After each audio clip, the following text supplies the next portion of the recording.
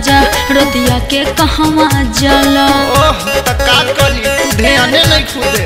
ए जी सुनो ए हमर राजा रतिया के कहवा जाला। हमर रहे वो पासे ओकरा के रोज महला। मन करता जमन कर जाए दा लहंगा में लहतर पसर जाए दा। अच्छा मन करता जमन कर जाए दा लहंगा में लहतर पसर जाए दा।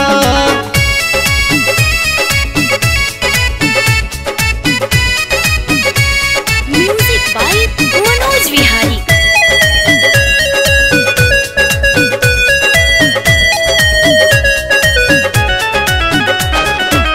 ढोरी हमर लागत बाटे फुलहा कटोरा। लेवे द गोरी हो मन भर कोरा। सुना काहे परेशान कइले बड़े आवन ए हो ढोरी हमर लागत बाटे फुलहा कटोरा। लेवे द गोरी हो मन भर कोरा। आजा राजा से जिया पर माजा खूबे मिले। हमर जवनवा झूले में का सब दिन झूलत ना रहे। मन करता जमन कर जाए दा लहंगा में लहतर पसर जाए दा। अच्छा मन करता जमन कर जाए दा लहंगा में लहतर पसर जाए दा। पसर जाए दा पसर जाए दा।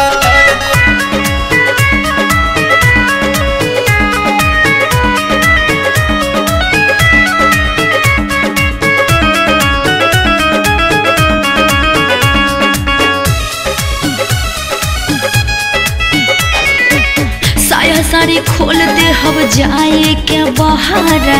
तबे नुआई मजा बड़ी तुहरा। अच्छा हाँ हो यकीन कर। ई बात बा साया साड़ी खोल दे हम जाए के बहारा। तबे नुआई मजा बड़ी तुहरा। सुन राजा न कर तू अपन मन मौजी। पानी बिना सूखल जाता देखो हमर होगी। यसराज से गाड़ी लड़ जाए दा लहंगा में लहतर पसर जाए दा। अच्छा मन करता जमन कर जाए दा लहंगा में लहतर पसर जाए दा। सुनो ए हमर राजा रतिया के कहवा जाला। ओह तका कली तू ध्यान नहीं खुदे। ए जी सुनो ए हमर राजा रतिया के कहवा जाला। हमर रहे वो पासे ओकरा के रोज महला। मन करता जमन कर जाए दा लहंगा में लहतर पसर जाए दा। अच्छा मन करता जमन कर जाए दा लहंगा में लहतर पसर जाए दा। मन करता जमन कर जाए दा लहंगा में लहतर पसर जाए दा।